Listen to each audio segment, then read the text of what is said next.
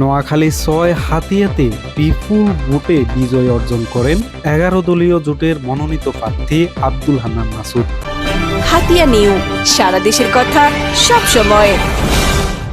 আজ ১২ ফেব্রুয়ারি সারাদিন হাতিয়ার ১০৪টি কেন্দ্রে নিরবিচ্ছিন্নভাবে ত্রয়োদশ জাতীয় সংসদ নির্বাচনের ভোট অনুষ্ঠিত হয়েছে।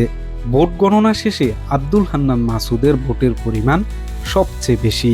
এদিকে আব্দুল হান্নান মাসুদের প্রতিদ্বন্দ্বী দানের শীষের প্রার্থী মাহবুবুর রহমান শামীম দানের শীষের প্রতীকে পরাজিত হয়। হাতিয়ার ১০৪টি ভোট কেন্দ্রের মধ্যে আরও ২ স্বতন্ত্র প্রার্থী প্রকৌশলী ফজলুল আজিম এবং তানবির উদ্দিন রাজীবের ভোটের পরিমাণও কম না। স্বতন্ত্র এই ২ প্রার্থী থাকার কারণেই বিএনপির বেশিরভাগ ভোট চলে গিয়েছে আব্দুল হান্নান মাসুদের প্রতীকে। এদিকে আব্দুল হান্নান মাসুদ জানান, আমরা একসাথে হাতিয়া গড়ব, আপনারা সবাই মিলেমিশে থাকুন, কারোর সাথে কোনো ঝগড়া সহিংসতা করা যাবে না, আমরা সন্ত্রাস চাঁদাবাজ মুক্ত হাতিয়া দ্বীপ গড়ব।